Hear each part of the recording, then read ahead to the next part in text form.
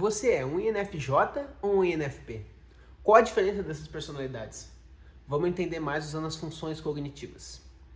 Então, essas duas personalidades, sendo INFs, por mais que elas tenham as letras muito parecidas, as funções cognitivas são totalmente diferentes e estão em lugares diferentes também.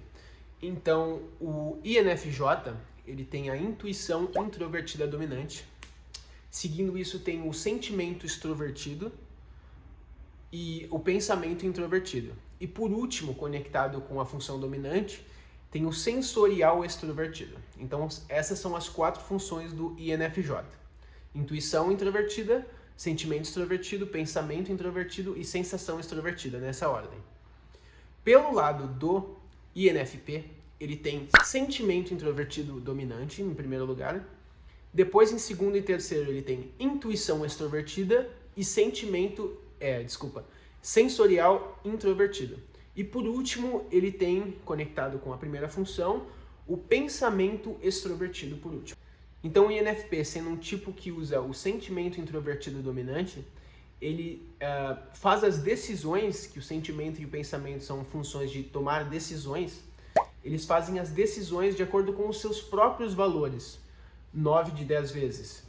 Eles se perguntam o que é importante para mim, faz sentido, qual que é o meu sentimento sobre isso. É isso que é importante para os INFPs.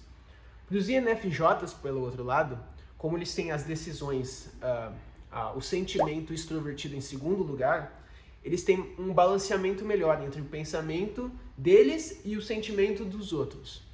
Então, os INFJs levam muito em conta a harmonia do grupo, como que todo mundo está sentindo, como que todos vão lidar com isso, mas ele não tem tanta dificuldade em impor seus pensamentos, suas vontades ou qualquer coisa desse jeito. Eles têm menos dificuldade em variar desse como um INFP tem.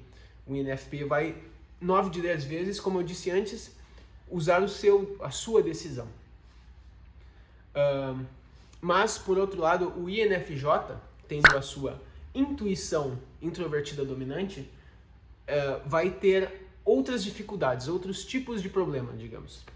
Então, um INFJ, a função da intuição é tudo sobre a imaginação. Então, tudo sobre o que você pensa que vai acontecer. É sobre o futuro e sobre a imaginação. Então, os INFJs, por exemplo, vendo um filme, eles pegam um dado do filme, um fato, uma coisa que é dada no filme, e aí eles pegam e projetam isso no futuro e tentam adivinhar o que vai acontecer com isso no futuro do filme. E tentar adivinhar com isso. Essa pessoa tem a dificuldade de conseguir trazer para o mundo real. Ela está muito no imaginário, então ela não consegue...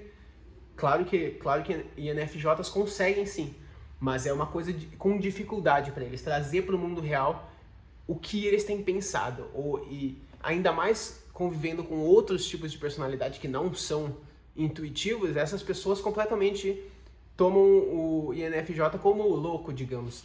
Mas, na verdade, não, é apenas o modo de uso do cérebro deles, como o cérebro deles funciona. Então, eles funcionam desse jeito. E, pelo outro lado, o INFP, ele tem as observações, as funções do meio, a intuição extrovertida e o sensorial introvertido em mais balanceamento. Então, eles são super imaginativos, super criativos, mas eles têm mais facilidade de trazer para a realidade. Então, eles são menos desbalanceados nessas funções. Mas, pelo lado das decisões, eles são muito desbalanceados.